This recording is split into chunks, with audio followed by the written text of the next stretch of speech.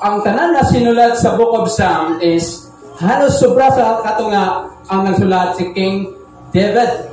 Now, kining Psalm is the letter of prayer towards God, not God towards men. Kini sa pag-ampot o kini sa kinina ginagkanta sa mga Israelites. So, ginahimo na nila with music and with tone. So, wag matakabalon sa uni pagkanta. So, ato lang gibasa. Now, unsa kaha ang imong situation na baka sa panahon ni David? Kung imo hang i-relate ang imong kahimtangan karon, si David, although niagi sa o usa ka ultimo lang lumunupyo sa nasod sa Israel, nahimong shepherd. And after that, ni-appeal sa gitawag nato na pagkasundalo. Then, ug tungod sa ability na gihatag sa Dios sa iya, na-promote siya bilang general, hantod na niabot ang punto na ang tanan katawan sa nasod sa Israel na nagtandog ang ilang kasing-kasing tungod kay ang Dios nagauban kay David. Ug tungod niadto niabot ang kasina sa kinabuhi ni King Saul. O niabot ang panahon na gusto niya ipapatay si David. Kung panahon nato, walay mahimo ang silos o sina sa kinabuhi sa usa ka tawo. Amen? Niagi ba ka na nasinahan ka?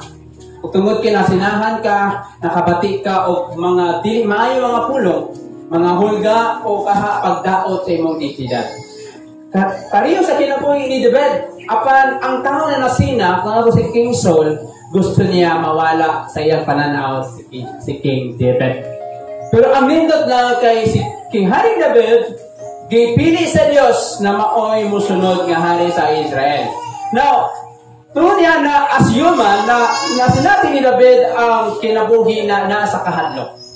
Kung ikaw si David, mutago-tago ka sa usa ka gamay nga nasod, then ang mugukod sa imo ang leader sa nasod ug naa-assign mga connection o gawas niya na ay reward. For example, butangan nimo ang ulo nimo reward of 1 billion. Maybe kasi imo siguro yung soon ninyo na-adhere nagtago ilaw sila. Tungod sa 1 billion. But salamat sa Ginoo na sa pila ka tuig nga gitago-tago ni David, wala kita gitugyan sa Ginoo sa kamot ni Saul.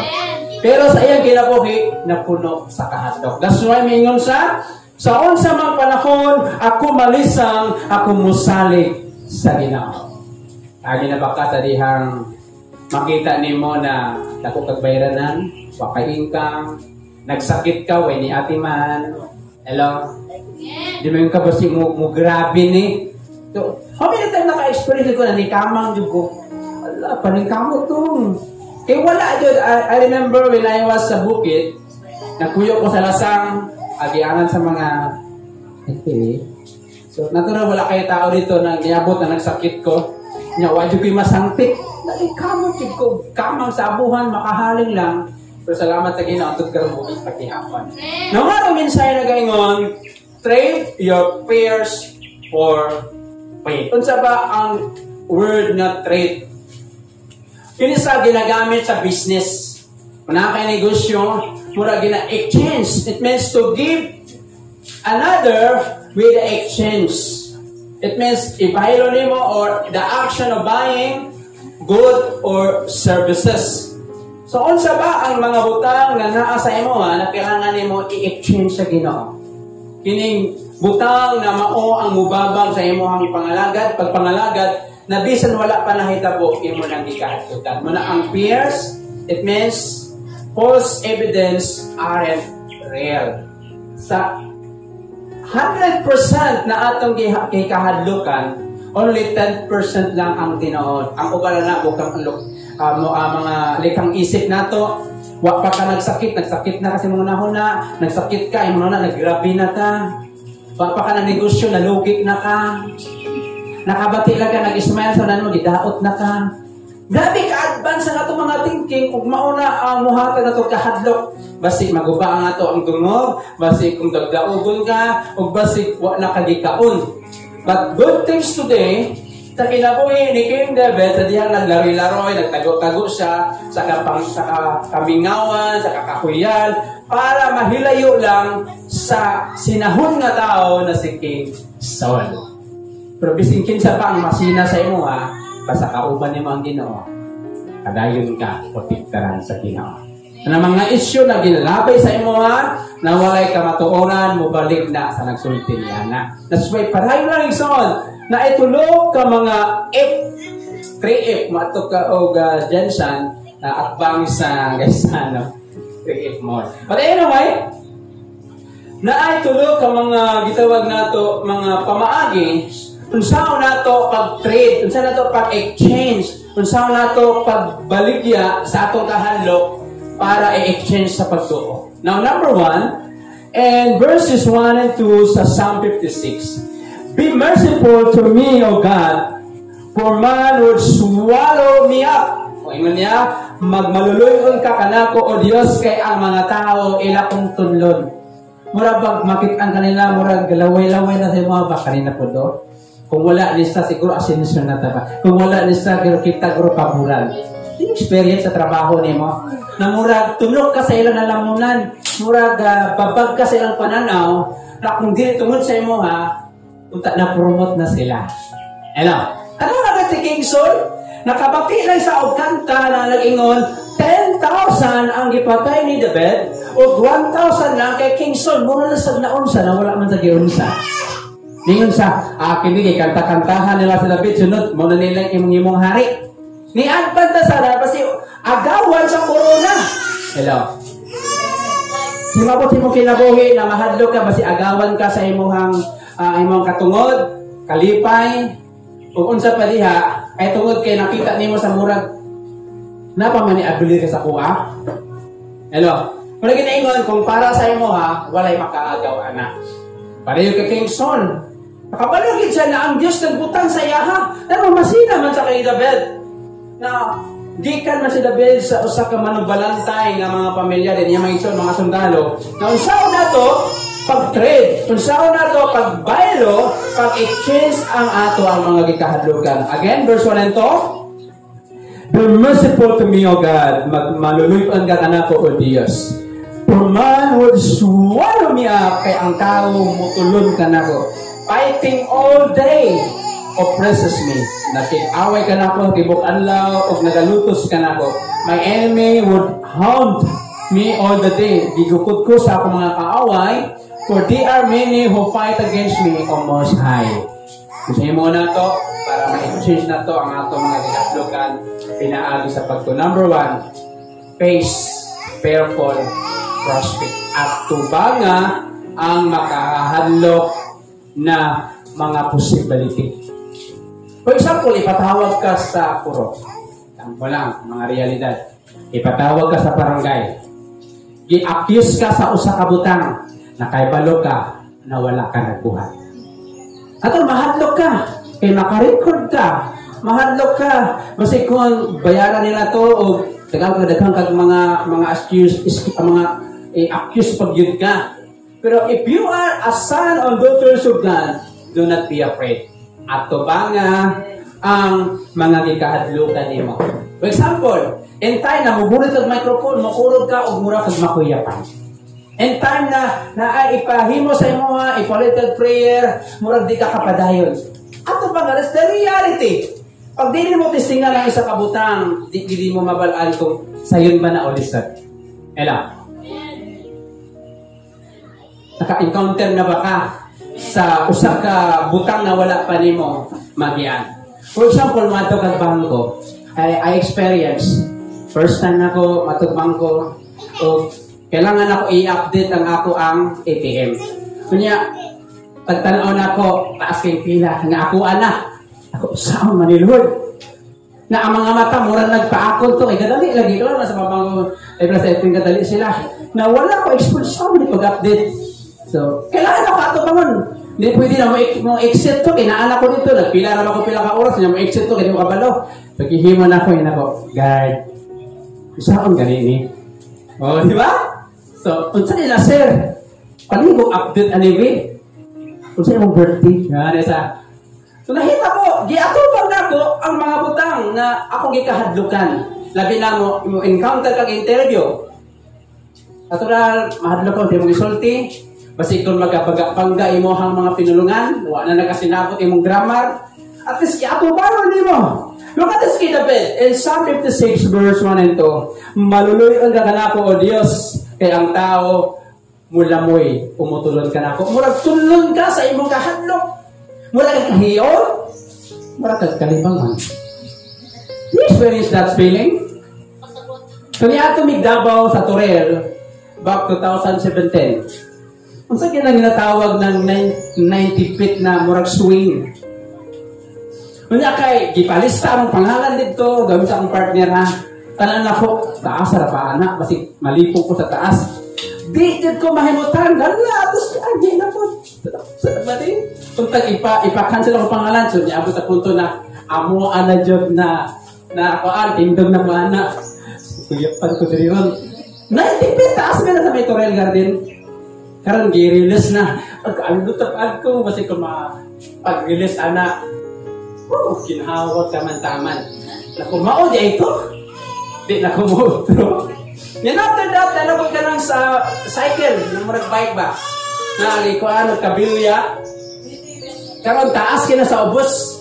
Na ako pag kung apod ba ko ani? Kasi mahulog ka ni ba? Although na ano yung mga pandrio. Kali, gara. Kaya nga ni matubangon. Kaya bayaran naman na sa inyong head. Sayang po, kay bandal na ba isa? So, ang kamad ko.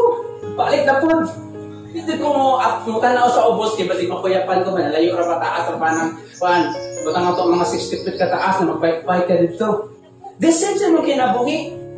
You need to face ato banga. Pagka naman ni mo Lord, tabangi ko kasi, pare ka David my enemy is swallow me up. Matag-allo, magupon ni David, ka naman, wanted siya, pangagay, nasuko na sina si King Saul kaya kung di mawala ang akong mga anak, di gini mahimutang na mumanage sa trono sa Israel. Pero ang good things lang, iatubang ni David ang tanan ng mga situation kayang kinabuhi. Hello? The psalmist faced his fears. Iyang iatubang ang iyahang mga gikahadlungan. People wanted to destroy him.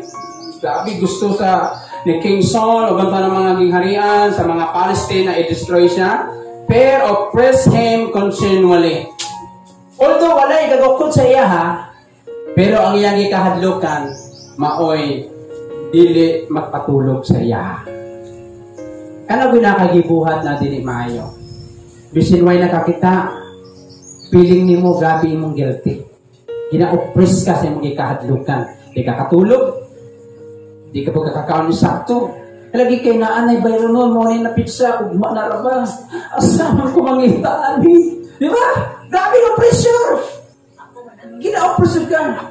Di na ka mahimutan. Tindog dito. Noon saan ka?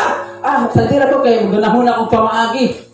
Kaya ang kihadlo ka ni mo, basi ko na ipasumon ka, o basi ko anang atuong kasi mong balay, naanay pulis ka uban.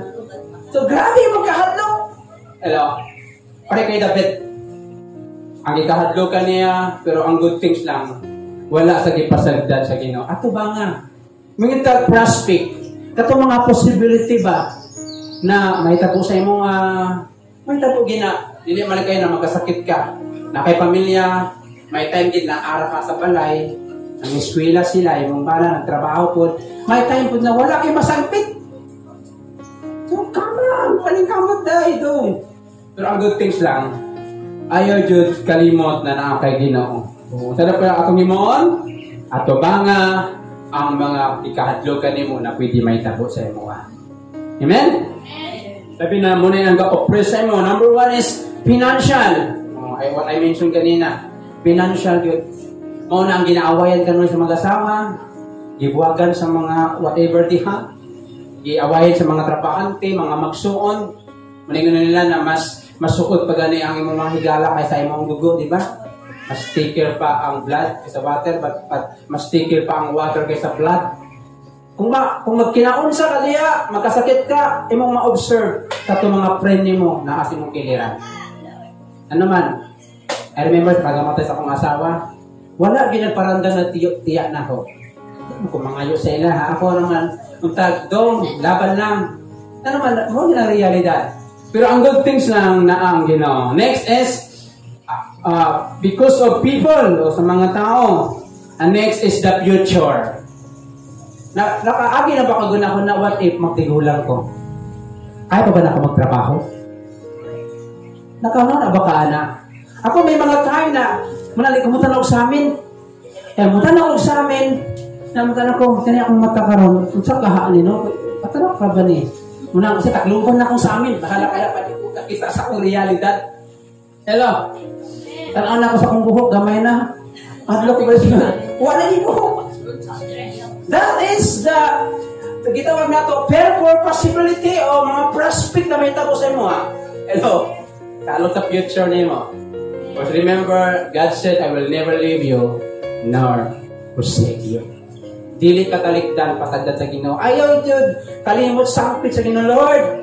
Ako ra bay sa balay. Labi na kung manag ko imong mga anak, no? May sariling pamilya na, tinitanang kauban mo na, panahon gina na busy sa pamilya, di manawag ka, di naging mo tubag, na naman. Kaya usahay ang cellphone, ibiling-biling ko nung hay, lupat daw sila. Labi na may kog-hello, mahatlog na na, kaya ang kasabas, mayutang, mahulang. Dapat ato bang muna ito nasa ayaw yun iluyaha ang imong relasyon sa Ginoo. Okay? So number 1 is face, prayerful, prospect. Ato ba nga ang gikahadlukan nimo na pwede may tapos sa imo. Labi na imong future. Then, ang pangutana, what is your most oppressive fear? Kung sa ba karon ang ginakahadlukan nimo? Hello? Na halos di ka katuog? Halos na di ka malipayon, ikaadlaw murag kag napusoy. Hello? Okay, kalipay na naman. Tungod sa magikahadlukan, wala pa ginatabo murag na anak. That's why ato ba nga katabang sa Ginoo. Now, mato ta sa verse 3, pinaka-key verse. Whenever I am afraid, I will trust in you. Isa sa mga greatest fear na ko, kanang musulti gali ko sa mga dagko na mga tao na ako kaila. Once na mahadlok gani ko, mudikit akong dila. Di ko kalitok. Muna usahay akong utog, practice na og kang twister. Nakorilo. Ano man, that is my weakness. Hello. That's why ingon sa Psalmista David, what time I am afraid, I will trust in you. That's why ginarikol na ko ang 1 Timothy, na God will not give me the spirit of fear, but love, power, and sound mind. Number 2 is, fight fear with faith. Una, face. Number 2, fight. It means, imong i-contradict, imong una-una. Okay, kwartahin ka, anak ko sa Ginoo.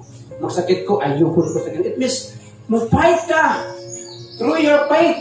In order, ang imong fear, kay demons na mo-decrease sa Hello. Once na imupulo kasi mo kay kahadlukan, musamot ka og kagamay sa mong pananaw, mawala yung self-confidence, mahimo kang maluoy si mong kagalingon, ay kaluoy na ako. Di ba? Then, ningon ka na, I remember, mga tao maglagot sa kuha kay, tingko, mautan ako Ayaw ko na yung kagalingon. Ako maning kagalingon. Na gamay yung mga self-esteem, insecurity ka per me, na naman kaya yung kahadlukan, naanad ka na, samayon ka. That's why kung anak ka sa Ginoo, ay pagsugot. Because you are precious. Namatay ang ginutungod sa imong tungod ka na ako. Pag gihumol ka sa gamhanag, balang kamot sa Ginoo. Number 2 is, fight fear with faith. Kung saan na ito pag-trade, kung saan na ito pag-exchange, kailangan mo suklan.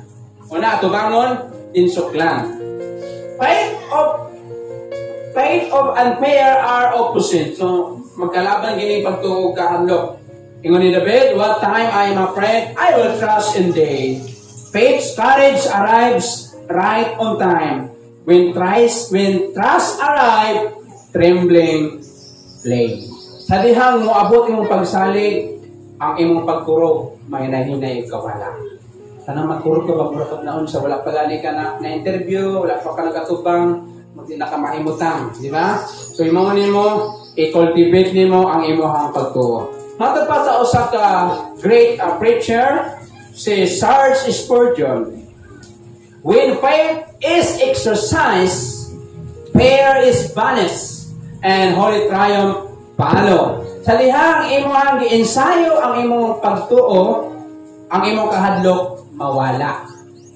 Hello. Then, tagaan ka assurance sa Ginoo. Ay, kaya na ako ni. Yung kaasila gani, kaya ko na ako ni. Pareha na magikaon, di ba? Pareha po mi na mahimo. Pero kung makita mo na, murag dihado ko ani. Dira na ka maginahinay yung kahadlok. Then, makalimot ka ng kastiwanan, biyay ka. Okay?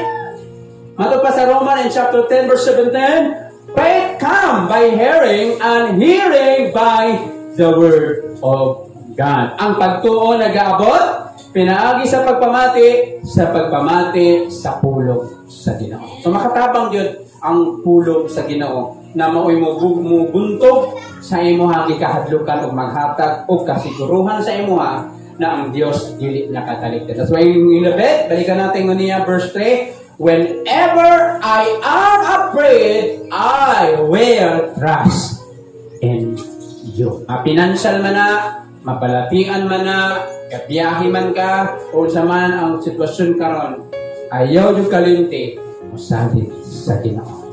Then ang imong pagtuo, mauto ang mubuntog sa imong mga gikahadlukan. Verse 11, last, in God I have put my trust, I will not be afraid. What can man do to me? Sa Diyos, igabutan na ko ang akong pagsalig, dili ko malisang kung sa ba ang mahimo sa tao. Kanako. Number 1, face. Number 2, find. And number 3, fix. Fix on God. It means, ipaayo. In the Lord, ayuha gani akong mga gikahadlukan. Lord, Lord, convince me na saligan na yung mga ginaingon through your word. Matubara sa verse 11, ingon ni David, in God I have put my trust. Asa ba nimo ginabuta ang imong pagsalig? Sa imong pamilya, na ba kay kilala nga abroad, na ba kay mga anak na mga trabaho, o sa imong partner na nindot ang trabaho? Dito ng panahon na okay ang flow sa ilang trabaho, dito ng panahon na okay ang financial. Pinakalindot dito atong iingon, ang giingon ni David, that in God I will put my trust. Hello. That's why sa Proverbs 3 verse 5, trust in the Lord with all your heart. So salig sa Ginoo, then ang imong gikahadlukan will be decreased. Kung musalig ka sa imong kagalingon, ang imong gikahadlukan mo increase. Halos na maabot ang panahon na wala na kay mahimo para sa Ginoo. Ano man, nakapokus na ka sa pwede din mo mahimo. So ang himo na to, i-fix, i-focus, ipaayo sa Dios ang atong kinabuhi. Most of our fears originate in distrust of people. Asa ingon niya nagagikan ang atong gikahadlukan tungod sa pagwala nato pagsalig sa mga tao. Labi na katong gisaligan nato din gi-trader ta, gi-entrust nato ang ato ang kinabuhi, then giguba ta, gidaot ta. So, maabot ang panahon na mahadlok na ka na motel, mo-share sa mga worry, kay basikon, pagsulti nimo na ana sa pikas, barangay ang imuhang problema. So, pinaka-safe, isulti sa Ginoo. Then, ang Ginoo mag-prepare og tao na masaligan nimo kay kailangan na ito outlet, kailangan na ito na atay masiran. So, that's why, unaw na ito ang Ginoo, then, ang Diyos mag-prepare og mga tao na mo'y andam mamati sa imo. Then, maginahinay o ka-decrease ang ato mga ikahadlukan. We worry about what they think of us. So, makasamot na itong ikahadlukan na muahita ko na basi kung ingon na anita sa pananaw nila. So, dili pwede na muna ato ang firme na to na i-imagine. Kung unsay ilang isulti, ilahan na to. Ang importante sa imo ha, wala kay gibuhat. Ang importante sa imo nang alagad ka to Ginoo. Ang importante sa imo gihimo nimo kung say maayo. Bisig unsa pa kamay mong gibuhat, dili mawala ang feedbacks. Hello. Bisig unsa pa kamay mong gibuhat, dili na mawala ng mga tao na wala malipay sa maayong buhat na imong gibuhat. Pero ang pinakalindot, we do it for the glory of God. True faith begins when we receive Christ as our Savior. So, mga anak naman ta sa Ginoo, that's why musugod na motabang Ginoo sa tuwa o mo encourage sa tuwa sa pagtindog pagunit sa itong pagtuo. The Holy Spirit then comfort us, expelling fears. Ginahangyan ako sa pagtindog ang tanan. Mga ison, unsa ba o unsaon ba nato pag-exchange ang atong gikahadlukan. So walay makaingon sa tuwa diri na wala agi kahadlukan. Labi na financial, health nimo karon, pamilya nimo. Kung about sa future, 10 years from now, 5 years from now, or 20 years from now, ang pinaka-the best na himuon nimo, number 1, ato banga. Peace, purple, prospect. Ato banga kung sa mga possibility. Always remember na ang Diyos kauban nimo. Ikaduha, fight, sukli, through faith. I-encourage yung pagalingon na ang Diyos na kanunay o ikatulo, fix, ipaayo sa Ginoo ang imo ang ikahadlukan. So, makita nimo ang good things and the bad things.